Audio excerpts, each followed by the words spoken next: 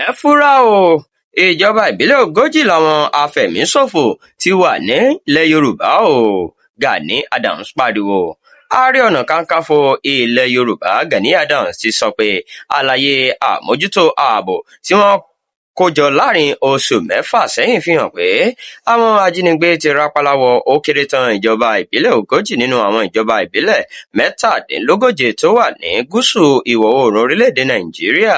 Ó ní kò yẹ kí wọ́n máa pe àwọn ènìyàn náà ní ajínigbé mọ́ nítorí ìsọwọ́jà wọn àti agbára iṣẹ́ ọ̀daràn tí wọ́n ń ṣe. Gani Adams sọ pé wọ́n ti kó gbogbo àlàyé náà jọ ṣùgbọ́n wọ́n pa á mọ́ nítorí wọ́n fẹ́ bá àwọn ìjọba ìpínlẹ̀ ṣiṣẹ́ dípò kí wọ́n fi gbogbo rẹ̀ fún àwọn àjọ ẹ̀ṣọ́ aláàbò ìjọba àpapọ̀. Adams kérora pé lù gbogbo ètò ààbò àti àwọn ènìyàn tó wà lábẹ́ rẹ̀ káàkiri ilẹ̀ yorùbá. Àwọn ìjọba kò fún wọn ní àǹfààní láti ṣiṣẹ́ papọ̀ lórí ààbò agbègbè náà. Ó ní iṣẹ́ tí wọ́n ń ṣe báyìí ni láti máa kìlọ̀ fáwọn ènìyàn nípasẹ̀ àwọn iléeṣẹ́ ìròyìn nìkan. Ó tún rántí pé lásìkò ayẹyẹ ọdún Ajagunmọ́lé ní Ìjẹ̀bú-Lẹ́kì ni òun ti kìlọ̀ pé àwọn ajínigbé ń lọ láti ìpínlẹ̀ Kogi láti ṣèkọlù sí ìpínlẹ̀ Ondo àti Èkìtì. Bẹ́ẹ̀ ló tọ́ka sí ìṣẹ̀lẹ̀ tí wọ́n fi pa ọba kan nípínlẹ̀ Ondo àti bí wọ́n ṣe ń da omi àlàáfíà ìpínlẹ̀ Ọ̀yọ́ rú fi hàn pé ìtanilólobó náà gúnrégé. Ó tún kìlọ̀ pé àwọn agbébọn náà ti súnmọ́ ìpínlẹ̀ Èkó báyìí. Gani Adams sọ àlàyé tuntun fi hàn pé àwọn agbébọn ọ̀hún ti darapọ̀ mọ́ àwọn tó ń ṣòwò màálùú ní ààlà Ògùn àti Èkó. Ó ní èrò àwọn ọ̀daràn náà ni láti gbé ìkọlù àpapọ̀ kan kalẹ̀ ní àkókò kan náà nípínlẹ̀ Èkó, Ògùn, Ọ̀yọ́, Ọ̀ṣun, Oǹdó àti Èkìtì. Ó fi kún pé èyí kìí ṣe àsọtẹ́lẹ̀ tàbí ọ̀rọ̀ asán ṣùgbọ́n àlàyé gidi tí àwọn ènìyàn àmójútó ààbò ti kó jọ ni.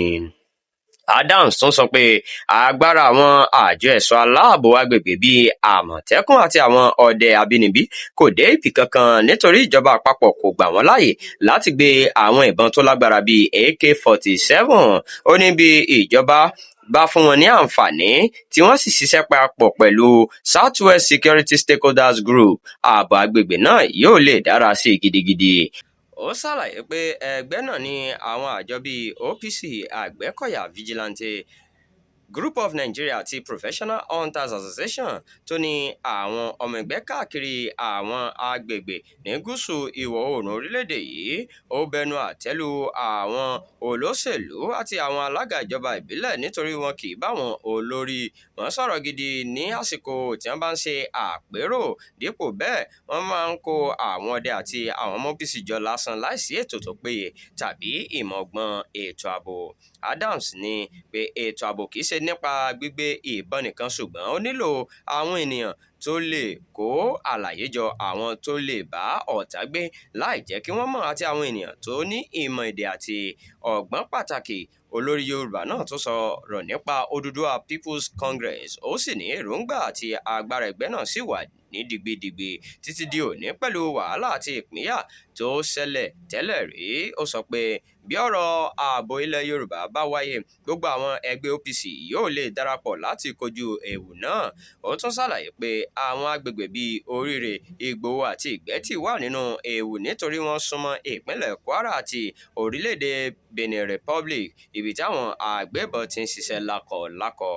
Adams parí nípa sísọ pé àwọn agbébọn máa ń ní àwọn àmì tí wọ́n ń fún wọn ní àlàyé àṣírí kí wọ́n tó kọlu agbègbè kan. Gani Adams ní ojútùú sí wàhálà ààbò yìí ni kí ìjọba, àwọn àjọ ẹ̀ṣọ́ aláàbò agbègbè, àwọn olórí agbègbè àti gbogbo àwọn tọ́rọ̀ kàn darapọ̀ kí wọ́n sì ṣe iṣẹ́ papọ̀ láti borí ewu náà.